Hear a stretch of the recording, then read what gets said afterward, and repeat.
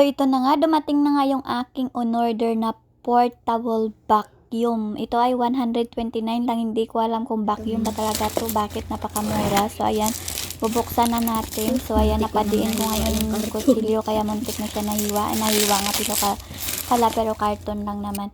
So ayan, pinili ko ito dahil gusto kong vacuumin tong aming sopa na palagi na lang inuupuan ng aso namin. Dahil syempre para maganda naman yung kanyang ratings, kaya bumili ako. So 3-in-1 nga pala ang nakalagay dito, kaya nga bumili ako nito at titingnan ko siya kung gumagana siya. So ayan siya ang ating vacuum. So nakalagay, may warning diyan, no charging, no use. So 'di ba, kailangan i-charge muna natin bago natin gamitin. Pero tinesting ko siya muna, nakailang higop siya bago siya na matay. Tapos tinarge ko nga ito at sabi doon mga 5 hours daw siya bagong mapuno. So ayan, i-unbox natin dahil may ganyan siyang kasama. So hindi ko alam kung para yan saan.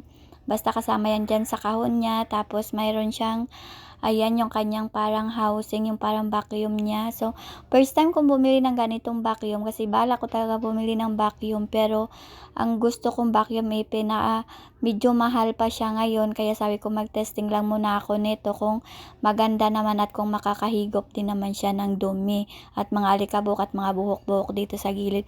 So, hindi ko naman ina-expect na maganda ang kanyang performance dahil sa kanyang presyo. Pero siyempre kahit 'di ba minsan kahit mura lang maganda naman yung kanyang capacity o kanyang performance, kaya bumili ako. So hindi ako sanay ng ganitong vacuum kasi alam ko talaga sa vacuum na nahawakan ko ay alam niyo yung malaki at di motor. So ito tinesting ko lang to dahil nga naiinis ako dito sa sopa namin na puro balahibo na hindi na maupuan ng tao. So ayan, pinagba-vacuum ko nga dito, tapos syempre nakahigop din naman siya ng dumi, mami. O diba? So 129 nga lang pala dito ang bili ko at 2 days lang siya na-deliver kaagad siya. So ayan, pinagbabaklas ko nga muna kasi nga syempre sabi ko sa inyo, tiningnan ko muna kung ayan, kung ganyan ba talaga yun o hindi ako marunong nito kasi nga nasanay ako sa malaking vacuum. So ayan pala, yung nasa likod niya, akala ko sa harap, ito nga pala sa likod.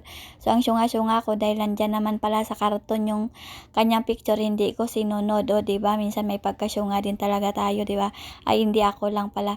So ayan, tinesting ko nga siya, diba? Tinesting ko muna siya dito sa sopa na madaming balahibo. Ayan, kita nyo naman. So medyo mahina yung suction niya nito kasi nga palubat pa lang siya. So ayan, pero nakakakuha siya ng mga dumi, mami. Papakita ko sa inyo mamaya yung mga nahigop niya, syempre.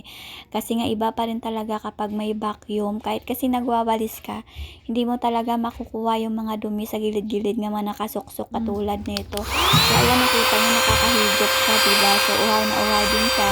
Kaya ako din naman gusto ko talaga ko na makuha itong mga balahibo dito sa sopa namin kasi nga yung aso namin lagi dito nakapantay. Pag tayo mo, puro balahibo ka na talaga. So ayan, dito sa bintana, itinry ko rin siya dito at nakahigop din siya ng alikabok. O diba, nakakatuwa? Kasi 129 pesos lang to, tapos free shipping ko pa to nabili. Kaya syempre, bumili talaga ako kasi gusto ko kasi yung magagamit ko muna siya bago ko siya bigyan ng ratings. Kaya ayan, nagamit ko naman siya at malakas din man talaga yung higop niya. So pwede to pang linis sa mga gilid-gilid ng mga sasakyan nyo, sa gilid-gilid ng mga bintana nyo, yung hindi naman ba makuha ng pagpunas at pagwalis. So ayan, tapos tinesting ko rin siya dito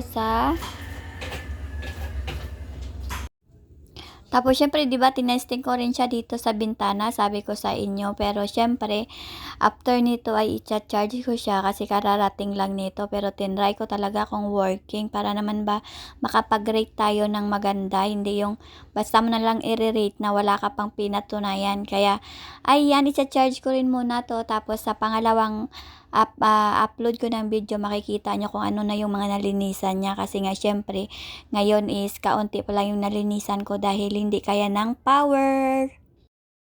Ito na nga yung kanyang mga nahigop na mga balahibo dito sa sopa at syempre may part 2.